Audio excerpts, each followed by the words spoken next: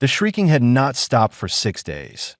Owen Harris pressed his palms against his ears as another wave of sound rattled through the ventilation system. Down in the embassy kitchen, 3 levels below the main diplomatic hall, the noise was barely tolerable. He could not imagine what the delegates were enduring up there. "How is anyone supposed to work like this?" muttered Chef Rodriguez, slamming a pot onto the counter. "I've got a state dinner to prepare, and I can't even hear myself think." Owen said nothing. He was listening to the pattern in the screaming. As a former elementary school teacher, he had heard plenty of crying children. This was different, yes. The pitch was higher, more like a bird of prey than a human infant. But underneath the alien quality, he recognized something familiar. This was not anger. This was pain. The kitchen door burst open. Ambassador Patricia Williams stumbled in, her face gray with exhaustion. "Coffee, please. Anything." Owen poured her a cup. Her hand shook as she took it. "The Saurian delegation is talking about leaving," she said quietly. "If they go, the alliance is finished. Earth will be on its own out here." "What about the princess?" Owen asked. Williams laughed bitterly. "The princess is the problem. Empress Sareth has tried everything. Every physician in the Imperium has examined the hatchling. No illness, no injury. She just won't stop screaming." She took a long drink. "The other species delegations have already evacuated. They can't stand the noise." The Andorians lasted 3 days. The Centauri made it to 5. "Now it's just us and the Saurians, and I don't know how much longer we can hold out." Another scream echoed through the walls. Williams flinched. "The Empress looks ready to collapse," she continued. "I've never seen a Saurian cry before today. It's disturbing. She keeps apologizing, saying her daughter has shamed the entire Imperium." Williams set down her cup. "We needed this alliance. We needed it badly. And it's falling apart because of one baby dragon that won't shut up." Owen had been thinking about this for days, turning the problem over in his mind during the long night shifts. He had worked with difficult children before, kids who cried for reasons no adult could immediately understand. Sometimes the answer was simple. Sometimes it was obvious, once you knew where to look. "May I ask a question?" he said carefully. Williams looked at him with hollow eyes. "What? What are they feeding her?" The ambassador blinked. "What does that matter? Humor me, please." Williams sighed. "Live prey, I think. Small animals. And mineral supplements. Standard Saurian infant diet, according to their doctors. And she eats it. Barely. The Empress has to force her sometimes." "What?" Owen set down the mixing bowl he had been holding. His heart was beating faster now. "When I taught kindergarten, we had a little girl who cried every day at lunch. Screamed, actually. Her parents thought she was just being difficult. Turned out she had a texture sensitivity. The food they packed for her felt wrong in her mouth. Once we figured that out and changed what she ate, the crying stopped." Williams stared at him. "You think the heir to the Saurian throne has a texture sensitivity? I think she might be uncomfortable. Hatchlings are supposed to eat pre-chewed food from their parents, right? That's what I read in the cultural briefing. But Princess Lyra refuses it. So they're giving her what adult Saurians eat, just smaller portions. Maybe that's the problem." "That's insane," Williams said. But she did not sound convinced. She sounded desperate. "What if I could help?" Owen asked. The ambassador laughed. "You? Owen, you're a kitchen assistant. You're not even officially part of the diplomatic corps. You're just here because we needed extra hand for the summit. I know, but I also know children. Human children, yes, but maybe the principle is the same. Maybe she just needs something different, something gentler." Williams was quiet for a long moment. Above them, the screaming continued. "If I bring this to the Empress, she'll think Earth is mocking her," Williams said finally. "Offering kitchen staff to solve a problem that has stumped the greatest minds in the Imperium, or she might be desperate enough to try anything." Owen replied. The ambassador studied his face. He could see her weighing the options. A failed alliance against a humiliating suggestion. Pride against pragmatism. "I'll request an audience," she said at last. "But Owen, if this goes badly, you're on the first transport back to Earth." "Understood. Understood." 2 hours later, Owen stood in the doorway of the royal quarters. He had never been this close to a Saurian before, let alone the Empress herself. Sereth was massive, nearly 3 meters tall, her scales a deep emerald green that seemed to shimmer in the light. Her eyes were golden and reptilian, with vertical pupils that fixed on him with unnerving intensity. In her arms, wrapped in silver cloth, was Princess Lyra. The hatchling was the size of a human toddler, covered in pale blue scales. Her wings were folded tight against her body. As Owen watched, she opened her mouth and screamed again. The sound hurt his ears even at this distance. "You have 60 seconds, Empress Sereth said. Her voice was rough from exhaustion. "Explain why I should listen to a human who works in a kitchen." Owen swallowed hard. Every instinct told him to run. Instead, he stepped forward. "Your Majesty, I believe Princess Lyra is in pain because of what she's eating. Not because it's poisonous or wrong for her species, but because the texture or temperature is uncomfortable. I've seen this in human children. They can't always tell us what's wrong. They just cry." The Empress's eyes narrowed. "My physicians have examined her thoroughly. I'm sure they have. But sometimes the answer isn't medical. Sometimes it's simpler than that." He took a breath. "Let me prepare something from Earth. Something smooth and easy to swallow. Warm but not hot. If it doesn't work, you've lost nothing. If it does," he trailed off. Sereth looked down at her daughter. The hatchling's eyes were squeezed shut, her small body trembling with each scream. "One attempt," the Empress said quietly. "You have one chance. If you fail, you leave this station immediately." Owen nodded. "One chance is all I need." The embassy kitchen had never felt so important before. Owen worked quickly, his hands steady despite the pressure. 2 Saurian guards watched his every move from the doorway. Chef Rodriguez stood nearby, arms crossed, looking like he wanted to say something but thought better of it. Ambassador Williams paced back and forth, checking her communication device every few seconds. "What exactly are you making?" she asked for the 3rd time. "Sweet potato," Owen replied, peeling the orange vegetable with careful strokes. "Mashed smooth. It's easy to digest, naturally sweet, and the texture is very gentle. You're betting Earth's future on mashed sweet potato. I'm betting on understanding what a baby needs." He cut the sweet potato into chunks and dropped them into boiling water. "When my niece was an infant, she refused every bottle we gave her. Screamed for hours. My sister was losing her mind. Then we realized the milk was too cold. Warmed it up just a little more, and she drank it right down. Sometimes the smallest change makes all the difference." William stopped pacing. "You really think this will work?" "I think it has a chance. That's more than anyone else's right now." The sweet potato softened in the boiling water. Owen drained it carefully, then began mashing it with a fork. He added a small amount of water to get the consistency right. Smooth but not runny. Warm but not hot.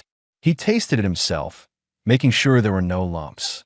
"Need something," he muttered. He reached for the honey, adding just a tiny amount. Sweetness helped. It made unfamiliar food more appealing. He had learned that working with picky children. One of the Saurian guards stepped forward. "That must be scanned." "Of course." Owen held out the bowl. The guard produced a handheld device and waved it over the food. Lights flickered across the screen. After a long moment, the guard nodded. "No toxins detected. No compounds harmful to Saurian biology. Can we go now?" Owen asked. Williams took a deep breath. "Yes, let's go." The walk to the royal quarters felt like a march to execution. Owen carried the bowl of mashed sweet potato like it was made of glass. His mind raced through everything that could go wrong. What if Princess Lyra refused to even try it? What if she was allergic to something the scanner missed? What if this humiliated the Empress so badly that she ended the alliance out of spite? He pushed those thoughts away. Right now, there was just a baby in pain. That was all that mattered. The royal quarters were more crowded this time. Several Saurian officials stood along the walls, their expressions unreadable. Empress Sereth sat on a low bench, Princess Lyra still in her arms. The hatchling was quieter now, but only because she was exhausted. Her screams had faded to weak, hiccuping cries. "You have returned," Sereth said. "Show me this Earth solution." Owen knelt down in front of her, placing the bowl on the floor. "Your Majesty, may I approach Princess Lyra?" The Empress hesitated. Every Saurian in the room tensed. Owen understood. He was asking to get close to the heir to the throne. In their culture, that was probably a death sentence under normal circumstances. You may, Sarah said finally. But if you cause her harm, my guard will kill you before you take another breath. Understood. Owen moved slowly, keeping his movements gentle and predictable. He picked up the bowl and held it where Lyra could see it. The hatchling's golden eyes tracked the movement. Her nostrils flared. Hello, Lyra, Owen said softly. I know you don't feel good. I brought you something that might help. He dipped a small spoon into the mashed sweet potato and lifted it carefully. The hatchling watched the spoon rise toward her mouth. For a moment, Owen thought she would turn away. His heart sank. Then her forked tongue flicked out, tasting the air that Lyra's eyes widened. She made a small chirping sound. Owen held the spoon closer. It's okay. You can try it. The hatchling leaned forward and took the spoon in her mouth. The room went absolutely silent that Lyra's tongue moved over the sweet potato, testing it. Her eyes closed. She swallowed. Then she opened her mouth again, chirping louder. I think she wants more, Owen said, his voice shaking with relief that he offered another spoonful. Lyra took it eagerly this time, making a sound that was almost like a purr. Owen continued feeding her slowly, letting her set the pace. The hatchling ate with increasing enthusiasm, her small tail twitching with each bite. When the bowl was half empty, Lyra yawned. Her eyes were already drooping. Empress Sarah stared at her daughter with an expression Owen could not read. Slowly, she reached out and touched Lyra's head. The hatchling chirped once more, then curled up against her mother's chest and fell asleep. The silence stretched out. Owen barely dared to breathe. She has not slept in 6 days, Sarah whispered. Not truly.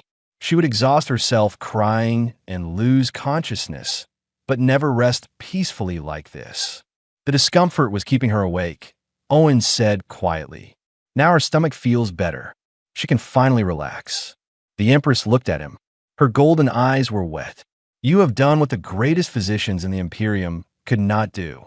I just listened to what she was trying to tell everyone, Owen replied. Sometimes we make things too complicated.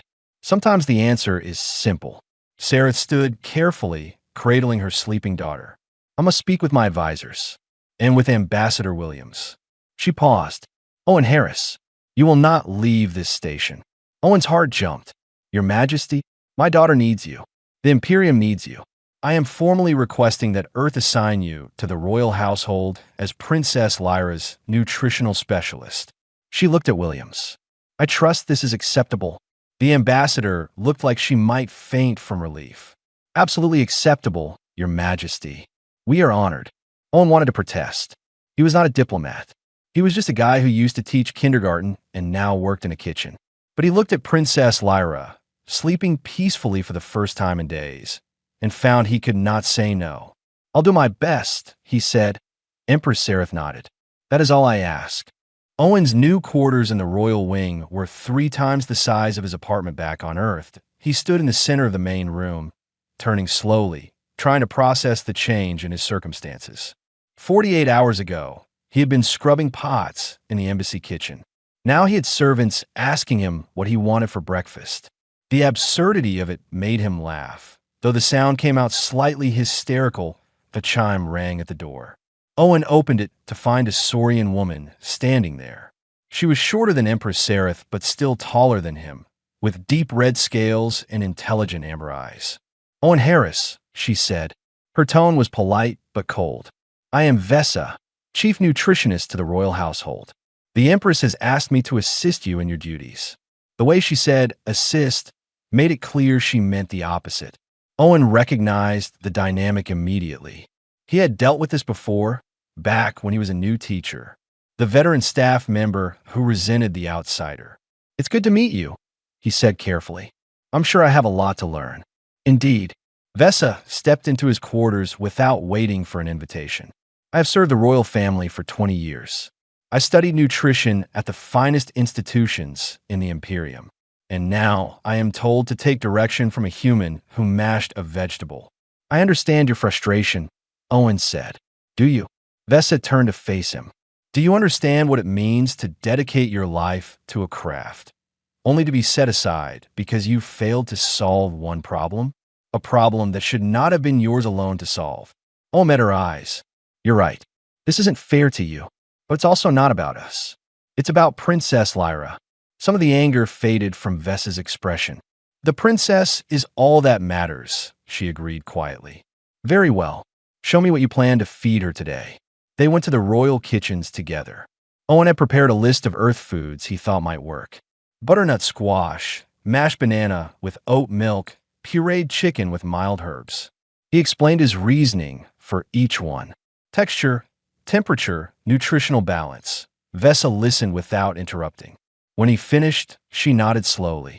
These choices show thought, but you're missing important elements. Saurian hatchlings require specific minerals that your earth foods lack. Without them, Princess Lyra will develop poorly. Can we add supplements? Yes, I will prepare them. Vessa moved through the kitchen with practiced efficiency, gathering ingredients Owen did not recognize. The Empress was wise to keep me involved. You have instinct. I have knowledge. Together, perhaps we can truly help the princess. It was not friendship, but it was a start.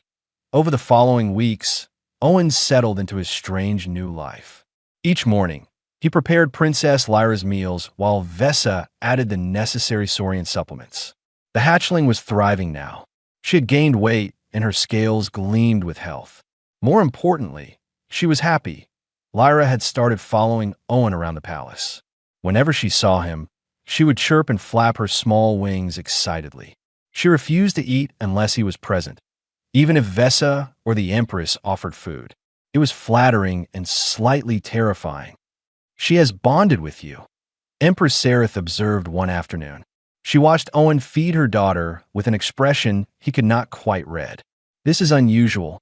Hatchlings typically bond only with their parents. I'm sorry if that's a problem, Owen said. It is not a problem. It is merely unexpected. Sereth paused. My people do not form attachments easily, Owen Harris. We are proud. We value strength and independence. But we also value loyalty above all else. Lyra has chosen you. That means something. Owen did not know what to say to that. The Empress continued. I've been thinking about what you did. How you approached an impossible situation. You did not try to overpower the problem. You did not rely on technology or force. You simply tried to understand what my daughter needed. That is not how Saurians think. Is that bad? No. I think perhaps it is what we need to learn. Sereth looked at her daughter, who was happily eating mashed banana from Owen's hand. The galaxy is changing.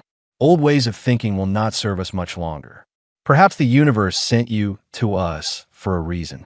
That evening, Owen was invited to observe a formal palace event. Several noble families had brought their own hatchlings to meet Princess Lyra. It was meant to be a socialization opportunity, but Owen could see the real purpose. The other Saurians wanted to see if Owen's methods could work for their children too. He watched as Lyra played with the other hatchlings. She was gentler than them, more controlled. The others snapped and wrestled roughly.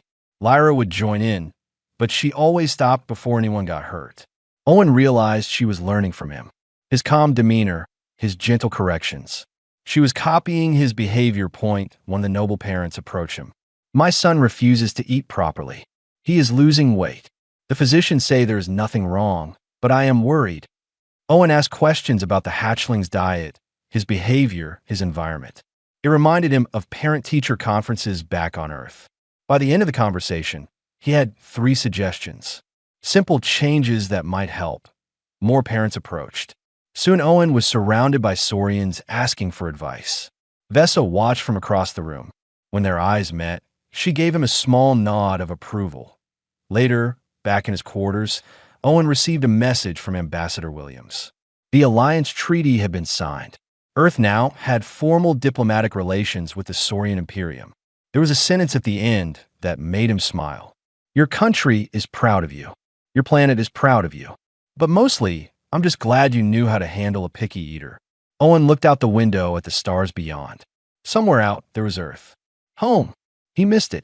But when he thought about Princess Lyra chirping happily at breakfast, when he remembered Empress Sereth's grateful tears, he knew he was exactly where he needed to be. His communication device chimed. A message from Vesa. The princess is asking for you. She will not sleep without her evening meal. Owen smiled and headed for the door. His strange new life was waiting. The celebration ceremony was supposed to be the safest place in the Imperium. Owen stood near the refreshment tables, watching Princess Lyra show off her new flying skills to a group of admirers.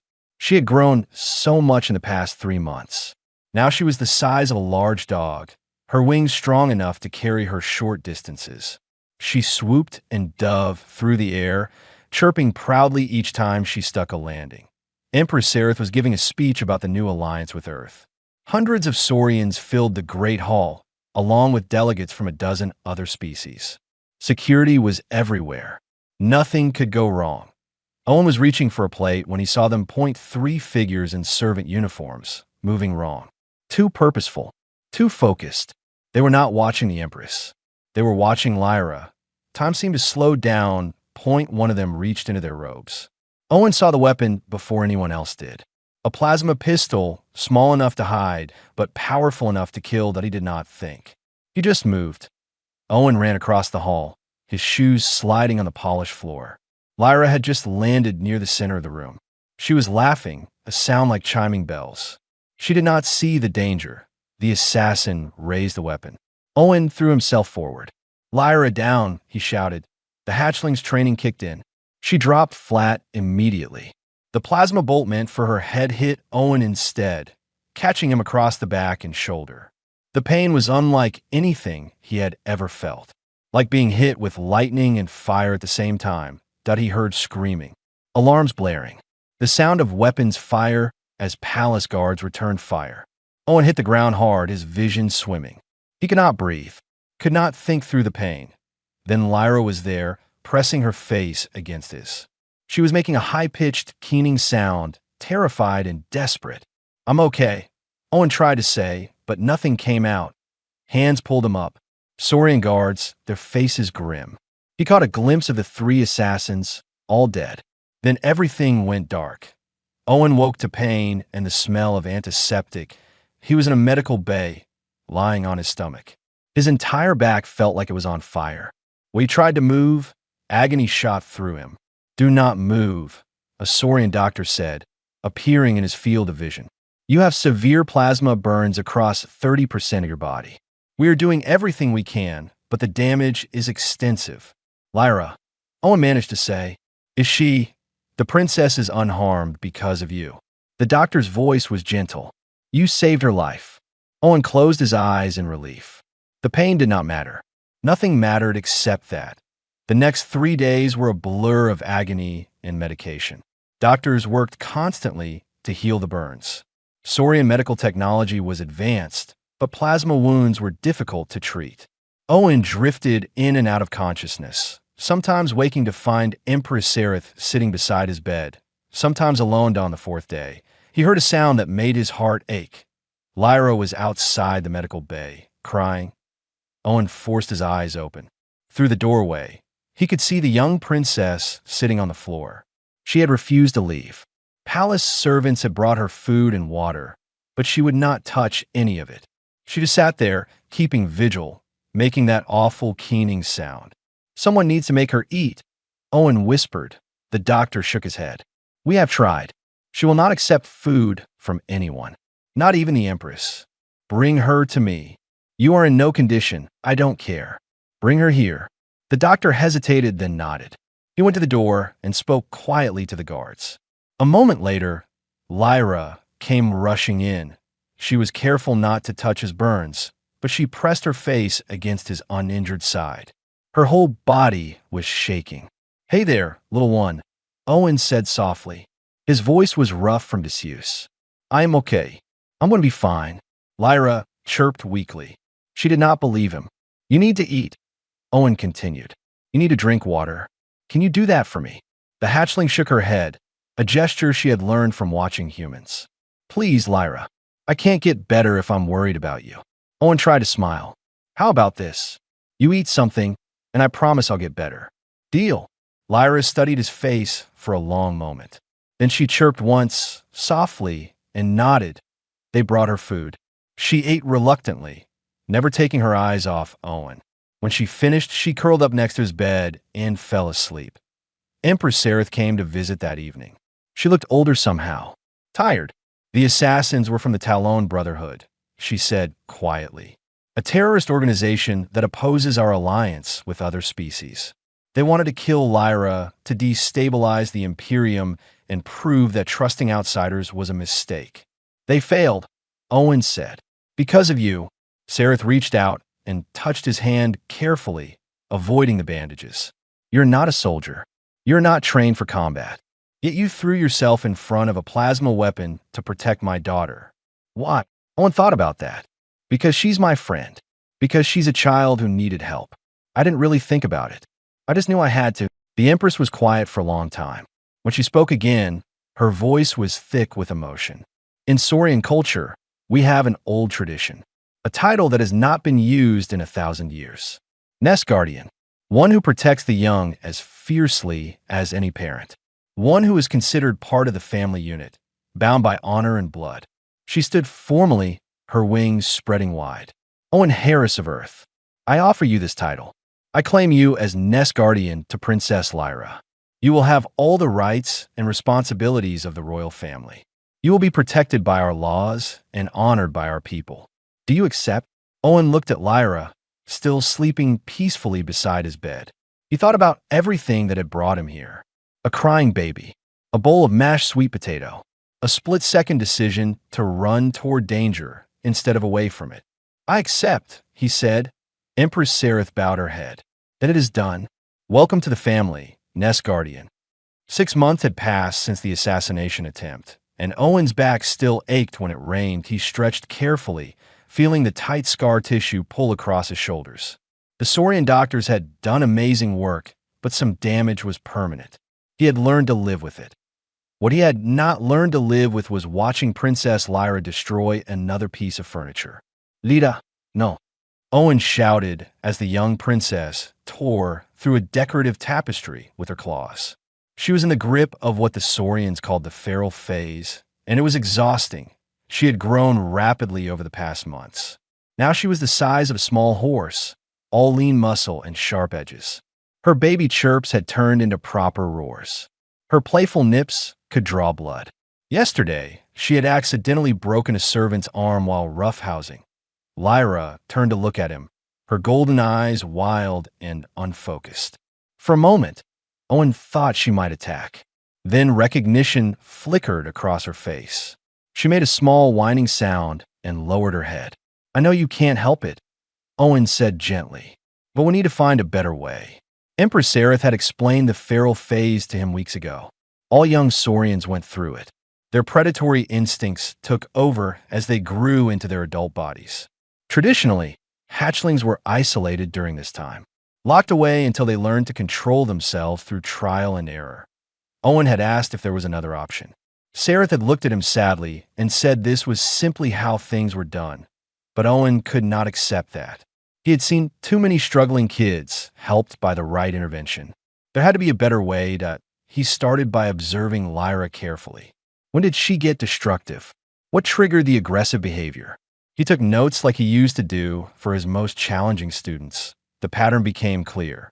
Lyra was not being malicious. She was bored and frustrated. Her intelligence was developing faster than her ability to control her new body. She had energy and nowhere to put it. Owen brought his findings to Vesa. The chief nutritionist had become a genuine ally over the months. She listened to his theory without interrupting.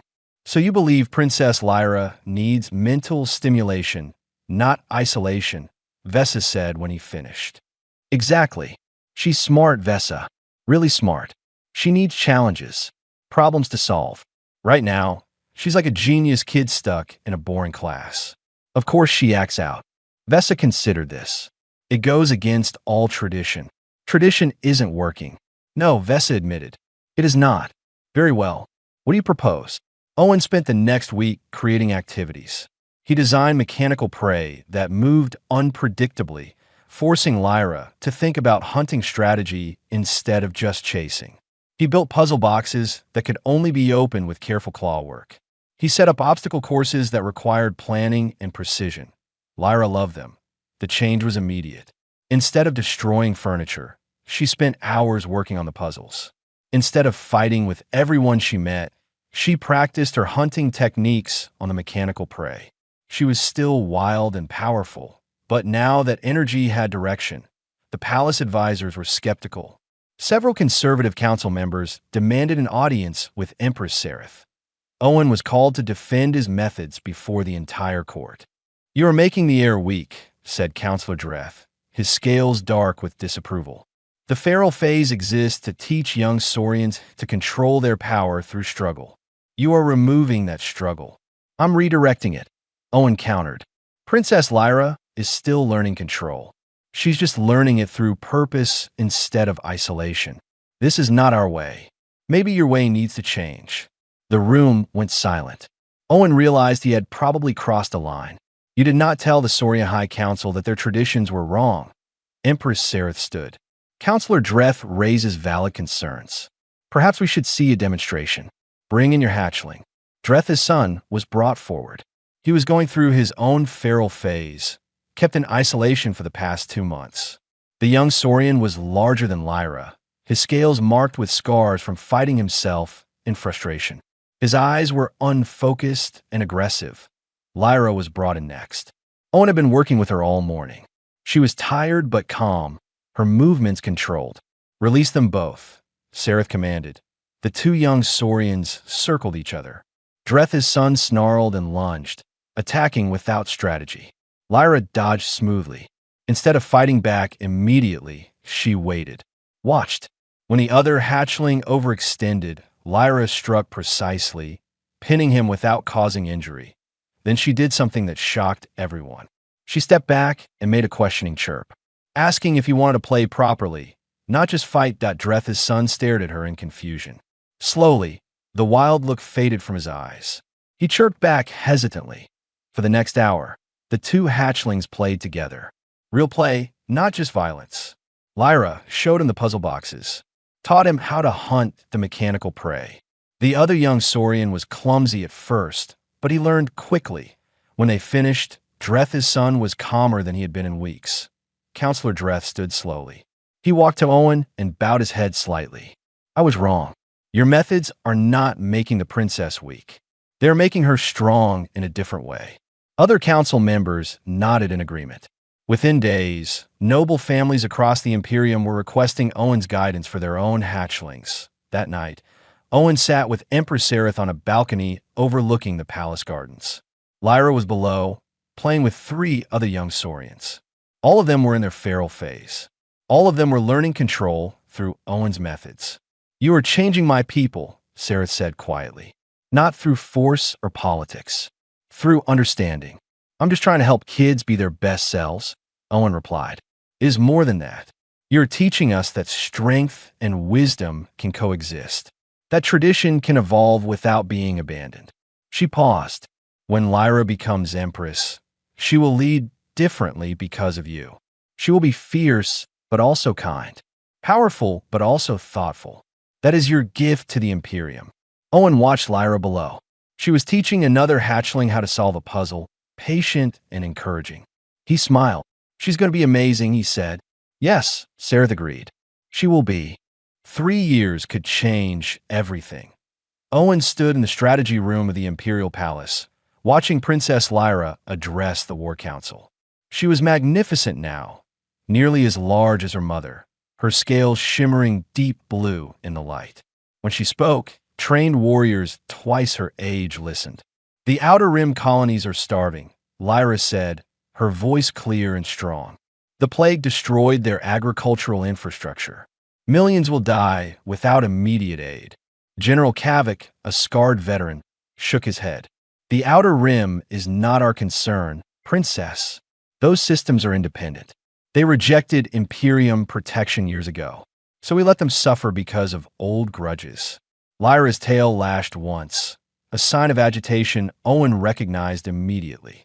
"It is not about grudges. It is about resources. The Imperium cannot afford to feed entire star systems out of charity."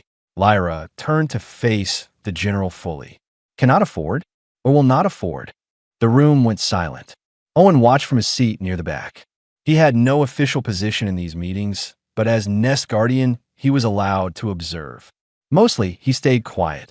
This was Lyra's world now, not his. Empress Sereth raised a hand. General Kavik speaks from experience. The Imperium has finite resources. We must be strategic.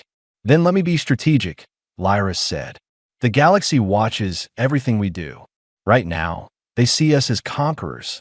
Powerful but cold. What if we showed them something different? What if we became protectors instead? Pretty words, another counselor muttered. But words do not feed millions. Lyra looked at Owen. Their eyes met across the room. He saw the question there. What would humans do? Owen gave her the smallest nod. Trust yourself. The princess took a breath. When I was an infant, I was in pain. Everyone tried to help me using Saurian methods, Saurian medicine, Saurian logic. All of it failed. Then a human named Owen Harris offered me mashed sweet potato. A ripple of surprised laughter went through the room. Lyra's reputation for being raised partly by a human was well known. She continued. He helped me because it was right, not because it was strategic or profitable, just because I needed help and he could give it. That is what humans do. They see suffering and they try to stop it, even when it costs them. Lyra spread her wings wide. I want the Imperium to be more like that. Strong enough to protect. Wise enough to show mercy. Respected not because we are feared, but because we are good. The silence that followed was heavy. Owen could see the council members exchanging glances. This was not how Saurians thought. This was not tradition. Empress Sereth stood. You propose we send relief supplies to the Outer Rim? Yes. Food, medicine, engineers to rebuild their infrastructure. We ask nothing in return. The cost would be enormous. The cost of doing nothing is higher. Mother, you taught me that true strength is not just the ability to destroy. It is also the ability to build, to heal. Let me prove that. Sereth was quiet for a long moment. Then she nodded. Very well. You will lead the relief mission yourself. Show the galaxy what the Imperium can become. 2 weeks later, Owen stood on the bridge of a Saurian relief ship, watching Princess Lyra coordinate the largest humanitarian operation in Imperium history. Dozens of vessels carried food, medical supplies, and reconstruction equipment to the dying colonies. This is foolish, one of the ship captains grumbled. We should be preparing for war, not playing nursemaid to ungrateful colonies. Let them grumble, Lyra said privately to Owen later. They will understand eventually. The first colony they reached was on the edge of complete collapse. The population was desperate, starving, disease spreading through cramped shelters. When the Saurian ships arrived, people expected conquest or exploitation. Instead, they got help. Lyra personally oversaw the distribution of supplies. She spoke to colony leaders with respect. She listened to their needs instead of dictating terms. Owen watched her work and felt pride swell in his chest. This was not the screaming hatchling he had first met. This was a leader. Word spread quickly. Other species saw what the Saurians were doing. Some were suspicious. Many were amazed. A few began offering their own help, joining the relief effort. Within a month, the crisis was stabilized. The colonies would survive. More than that, they were grateful. Systems that had rejected the Imperium for decades now asked to open diplomatic channels. Species that had viewed Saurians as dangerous predators now saw them as potential allies. The political impact was enormous. The Galactic Council began including the Imperium in discussions they had been excluded from for years. Trade agreements were proposed. Cultural exchanges were planned. The galaxy was changing its mind about who the Saurians were on the flight back to the home world. Lyra found Owen looking out at the stars. You did good work, Owen said. We did good work, Lyra corrected. None of this would have happened without you. I just fed you sweet potato. Lyra laughed, a sound like wind chimes. You did much more than that. You taught me that strength without compassion is just violence. That power should be used to protect, not dominate. Those lessons changed everything. You were always going to be special, Owen said. I just helped a little. Why become empress? I want you at my side. As advisor, as friend, as family. Owen felt his eyes sting. I'm getting old, Lyra. I won't be around forever. Then we will make the most of the time we have." She gently bumped her massive head against his shoulder. "I have hatchlings to raise someday. They will need someone like you. Someone who sees them as more than just heirs or warriors. Someone who sees them as children who deserve love and guidance." "I would be honored," Owen said quietly. Years passed. Owen's hair turned gray, then white. His back ached more often. But he was there when Lyra's first egg hatched. He was there to feed the tiny hatchling their first meal of mashed sweet potato, watching Lyra's eyes shine with remembered joy. He was there when Lyra became empress. Watch her take the throne with wisdom and strength in equal measure. The Imperium she led was different from the one her mother had ruled. Softer in some ways, but stronger where it mattered. And on quiet evenings, when the palace was peaceful, Empress Lyra would visit Owen's quarters. They would share a simple meal, vegetables from Earth that Owen had taught the palace cooks to prepare. She would tell him about her day, ask his advice, laugh at his stories. "Do you ever regret it?" she asked one night.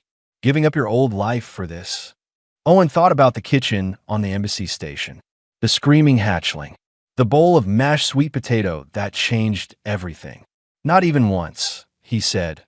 Lyra smiled and rested her great head on his shoulder. Outside, the stars shone bright over an empire learning that the greatest strength was not the power to conquer, but the courage to care.